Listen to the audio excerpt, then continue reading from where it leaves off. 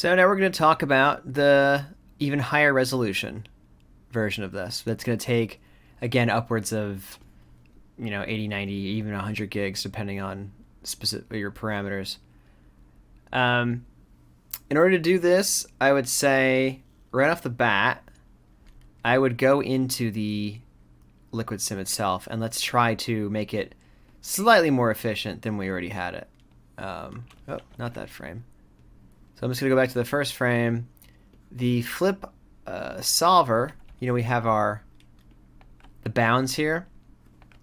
Let's try to encourage it to be a little bit more efficient. Right now we have it, the width is 5, and there's a decent amount of it that is outside of the actual space here. So I'm going to say go down to 4, and it looks like we can probably still,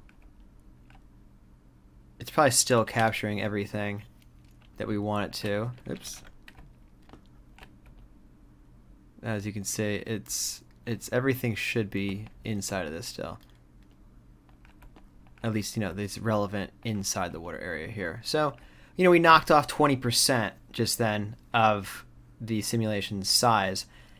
And that matters because although I said it will always resize the active area of the simulation to only be where the liquid is, it also has to go a little bit further out than that too. So by having it come out to here, it might have expanded it out all the way to there, even though the liquid is only right here. So this will help us be a little bit tighter memory-wise. So, 20% savings. That's pretty cool. Otherwise, the only thing we really need to do is set the control thing here to be 0.05. And while we're at it, let's version up to not overwrite our old one. These files are going to take a lot more disk space, so you'll have to watch out for that as well. And over in our out area, let's turn it all back on. The mantra node, we can say don't do the super high quality render thing. I'll turn this back to high quality render also. And that's pretty much it. I mean, you don't have to do this if you don't want to. You might as well just watch me do it because it's not going to work properly.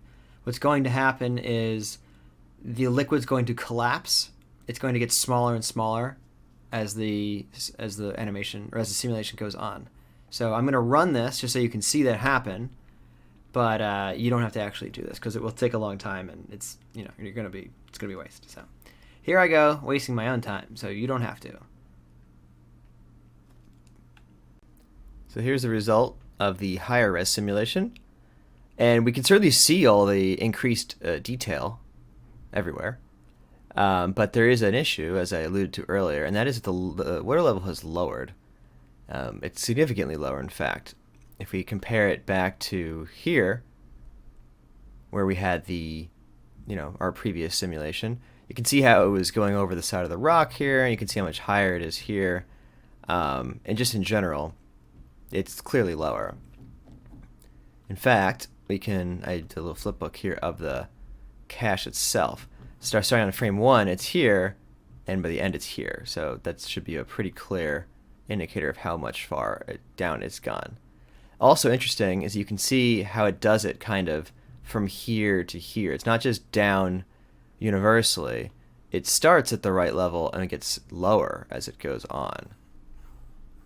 So that is not unusual, unfortunately. Like I said earlier, Flip has various shortfalls and limitations that we can overcome in other ways, but the basic algorithm is pretty cool, but it does have some issues.